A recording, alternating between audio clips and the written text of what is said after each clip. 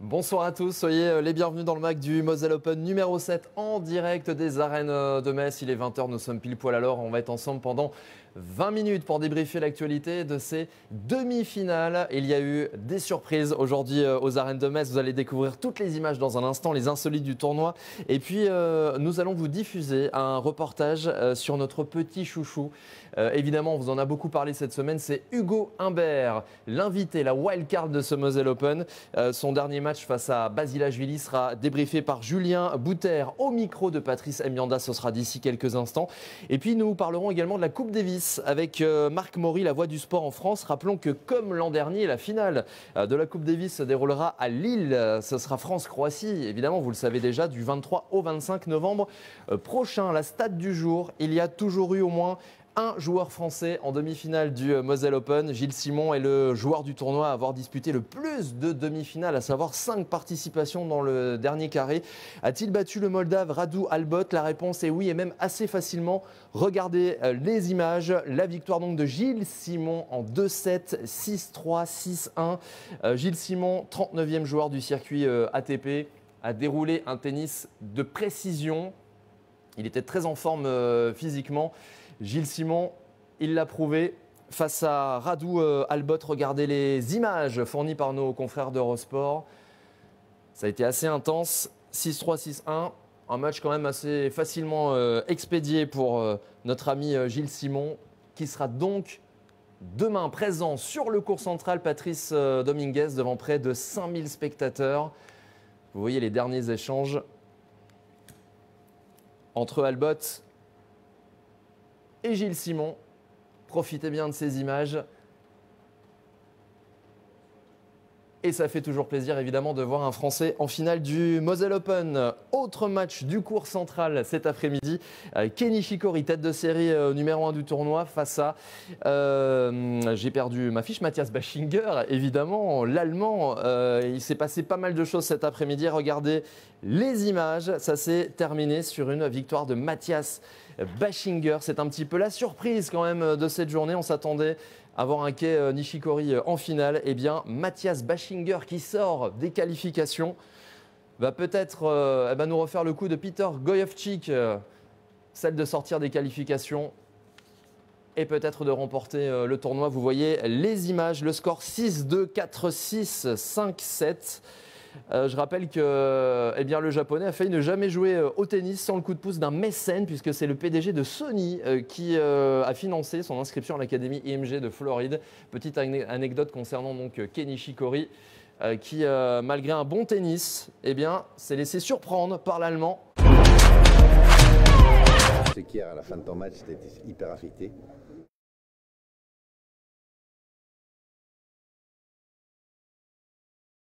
Fait Molteni, puisque Mahut et Roger Vasselin se sont qualifiés. Le score est sans appel. C'est un match expédié très rapidement, en seulement 50 minutes. Le score 6-1, 6-1.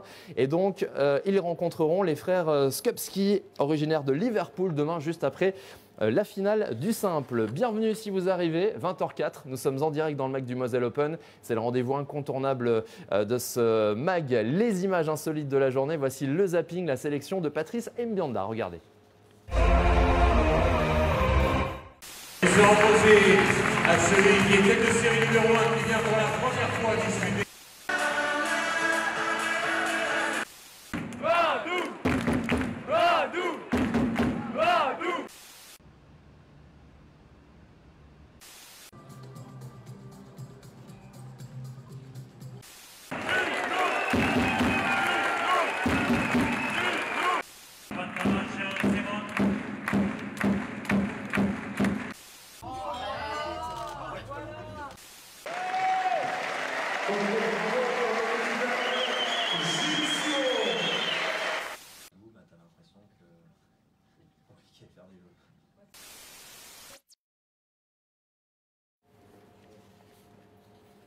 Merci de votre fidélité les amis. Chaque soir, vous êtes très nombreux à commenter, à réagir sur le Facebook du Moselle Open. Et puis bravo également à Chloé qui remporte ses 2 places pour la finale de demain. Elle sera donc avec nous sur le court central Patrice Dominguez pour soutenir, on l'espère, Gilles Simon face à Matthias Bachinger. Bravo Chloé. Dans le MAG du Moselle Open, Je vous propose de suivre l'un de nos chouchous. Il a fait ses débuts au SMEC Metz à l'âge de 5 ans.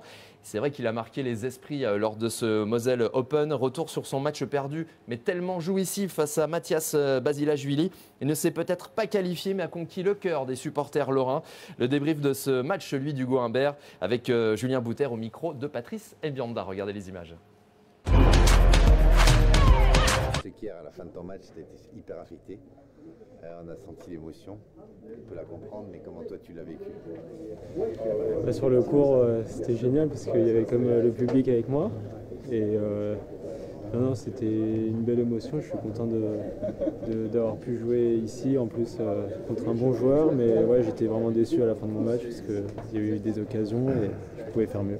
Parce que souvent, d'un point de vue communication, on parle plus facilement quand on a la joie de la victoire, ainsi de suite. Mais c'est vrai que par moment, connaître les sentiments de défaite qui sont cruels et qui sont durs, voilà, quel a été ton état? Parce que même à la fin, tu avais du mal à parler tu n'as même pas voulu parler au micro de Marc Maury. Non, parce que c'était dur. C'était dur, c'est à chaud, on ne se rend pas vraiment compte de ce qui vient de se passer. Mais non, c'était pas facile. C'était pas facile, mais après coup, j'ai pu analyser et c'est mieux. Ouais, il y a des choses qu'on oublie aussi, c'est que le match s'est fini, à 11h, mais je suppose qu'avec l'adrénaline, l'émotion ou autre, tu t'es pas endormi à minuit comme un bébé? Non, je me suis couché un peu plus tard, à 2h du mat, le temps que l'excitation descende un peu. Mais non, j'ai pas très bien dormi cette nuit. Bon. Et par contre, après, il y a une défaite, mais le tournoi est déjà en tête. Donc aujourd'hui, ça a été essentiellement récup. Et récup aujourd'hui, petite sieste. et puis non, c'est important pour pouvoir enchaîner la semaine prochaine. En récup, un ou deux mots, ça a consisté en quoi? On va faire un peu de récup active avec du vélo, 30 minutes de vélo souple. Et puis après, pas mal d'étirements, bain froid.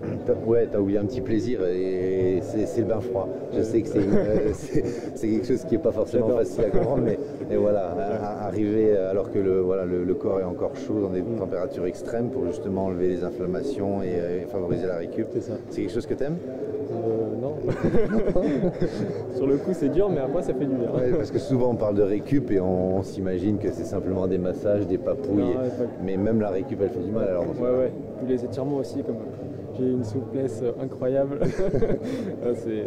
Mais bon, après coup, on se sent mieux. Merci, Hugo.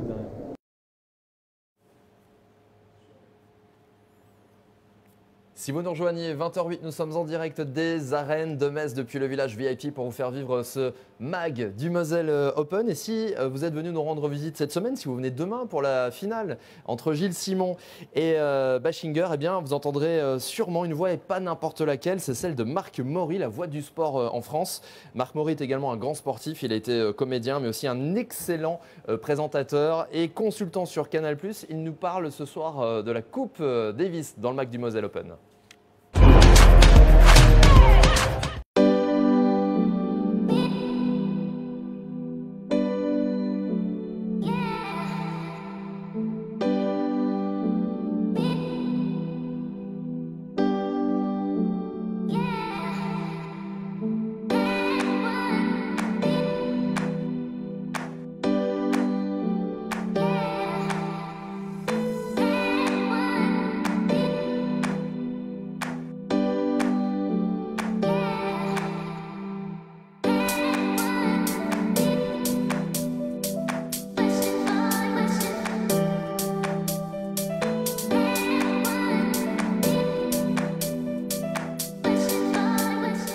Je voudrais aborder avec vous la problématique en ce moment de la Coupe Davis. Ça fait beaucoup grincer des dents.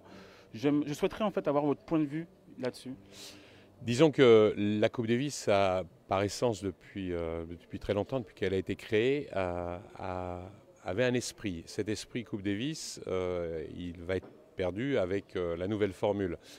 Surtout, ce qui était extrêmement intéressant, c'est que c'était un sport collectif en tennis et une équipe nationale se retrouvait devant son public, souvent, une fois à l'extérieur et une fois à la maison. Donc après, c'était à eux effectivement de profiter de cet avantage-là 4 fois par an, donc le premier tour, le deuxième, puis les demi-finales et la finale, quand on allait jusqu'au bout. C'était quelque chose de fantastique, ça a été quelque chose. On l'a gagné l'an dernier, on l'a regagné l'an dernier parce qu'on l'avait gagné plusieurs fois, et on va peut-être la gagner, on l'espère en tout cas cette année. Ça sera la dernière fois que ça va être sous ce format-là. C'est extrêmement pénalisant pour les supporters, le nouveau format, parce qu'il va falloir partir à l'étranger sur un groupe. Ça va quasiment être un 5e Grand Chelem, c'est-à-dire on va faire un regroupement des champions. Alors l'avantage, c'est peut-être que les grands noms vont venir parce qu'il y a beaucoup d'argent. Piqué, le groupe Cosmos et toute son équipe ont proposé ça, un peu poussé les fédérations à voter justement pour ce nouveau système, dont la Fédération française qui a voté pour. D'autres ne l'ont pas fait. C'est pour ça qu'il y a un peu de tiraillement, c'est pour ça qu'il y a un peu de difficulté. Les joueurs sont contre. Ils estiment qu'ils ont besoin de leur public et que si c'est à Shanghai, je ne sais pas où ça sera, mais si c'est à Shanghai, imaginez pas que tout le monde, tous ceux qui étaient à Lille, vont pouvoir se payer le voyage jusqu'à Shanghai. C'est pas facile. On a l'impression que ce nouveau format va favoriser d'autres nations, de nouvelles nations émergentes. Peut-être, alors peut-être, dans ce cas-là, effectivement, on va avoir un championnat par équipe peut-être plus équilibré. Je ne suis pas certain que ça soit l'idée de départ. L'idée de départ, c'est de vraiment chambouler un petit peu parce qu'elle ronronnait pour certains et que malheureusement, les grands noms qui venaient ponctuellement, bon, Nadal l'a gagné plusieurs fois, Nadal a toujours joué le jeu de la Coupe Davis, mais un Murray l'a gagné une fois parce qu'il est venu, Federer l'a gagné avec Wawrinka quand il l'a décidé, Djokovic aussi avec la Serbie, et à chaque fois c'était contre l'équipe de France quand on regarde ça, donc on n'est pas loin du tout, et j'espère, je souhaite, j'en sais rien, hein, je souhaite que ce format nous réussisse aussi, mais au-delà de l'idée de ce format, c'est le fait que les supporters, les spectateurs sont un peu tenus à l'écart de ce qui faisait, encore une fois, l'esprit de la Coupe Davis. Voilà. Je pense qu'on a très bien compris. Merci beaucoup pour cet éclaircissement. En tout cas, j'espère que vous avez compris. Merci Marc Maury. De rien. Au revoir. Merci. La voix de Marc Maury qui résonnera évidemment demain dans toutes les arènes de Metz pour la finale à vivre à partir de 13h30. Il est 20h12. Merci de nous être fidèles chaque soir ici en direct sur le Facebook du Moselle Open. Vous le savez, tout au long de cette semaine, on vous a fait découvrir différents partenaires. Une très belle opération s'est déroulée avec la BNP Paribas. Il s'agit des Aces du cœur. Chaque ace comptabilisé pendant le tournoi permet de récolter 50 € pour améliorer la vie, l'accueil des enfants dans les services pédiatriques. Mélanie Martin, chargée de communication de la BNP Paribas, nous en dit plus dans le MAC du Moselle Open.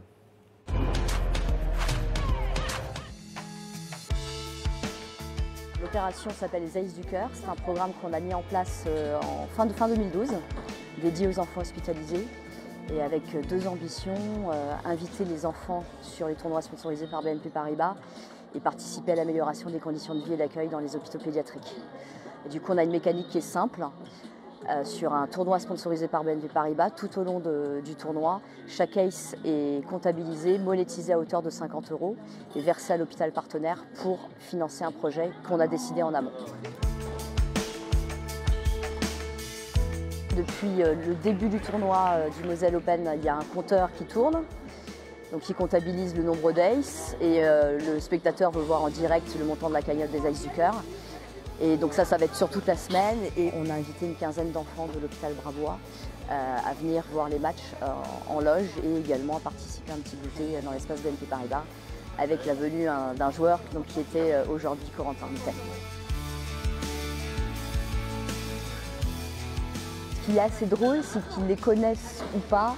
Dès qu'ils voient un athlète arriver, il y a tout de suite le côté sportif, athlète qui fait changer l'œil, qui fait changer le regard.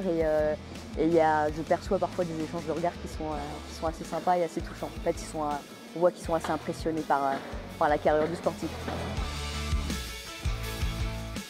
On est avec le CHU de Marseille, on est à l'hôpital Robert Debré, on est à Lyon, on est à Lille, on est à Rennes et on essaye aussi d'internationaliser ce programme. La plus grosse réalisation qu'on a faite, c'était lors de cette édition-là 2018 de Roland-Garros où on a récolté plus de 45 000 €. L'argent va pour la mise en place de salles de parents, création de salles de jeux pour les enfants, l'achat de matériel.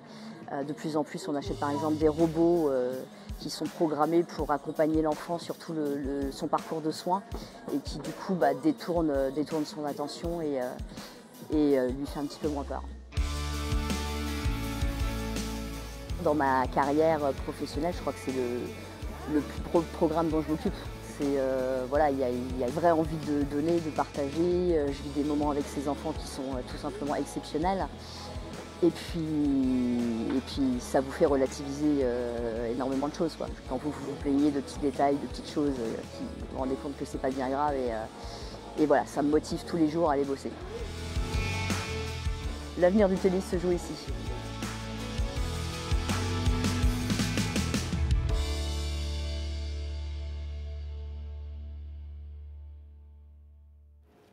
Les Aces du cœur de la BNP Paribas, un sujet réalisé par Grégory Retter de Y.Vision. Et cette belle opération a déjà permis de récolter la jolie somme de plus de 21 000 €. On espère qu'il y aura d'autres Aces. Il y en aura forcément demain pendant la finale du simple et du double. 20h16, demandez le programme de la journée de demain.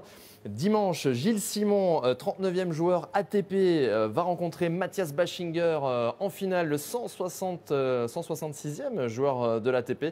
Quatrième finale du Moselle Open pour Gilles Simon. Il rejoindrait Tsonga avec 3 trophées s'il l'emporte demain. Il va falloir faire un petit peu de place sur la cheminée pour Gilles Simon si c'est le cas. Et puis n'oubliez pas également le double juste après la finale du simple. Mahut-Roger Vasselin, la paire française qui va aller au bout, on l'espère, face aux frères Skopski. 3 victoires en double chacun pour Mahut et Roger Vasselin, dont une ensemble. C'est déjà la fin de ce MAC du Moselle Open. J'espère que vous avez passé un bon moment. J'aurai le plaisir de vous retrouver demain pour débriefer la finale du simple et du double. D'ici là, portez-vous bien, bon week-end et à demain. Bye bye.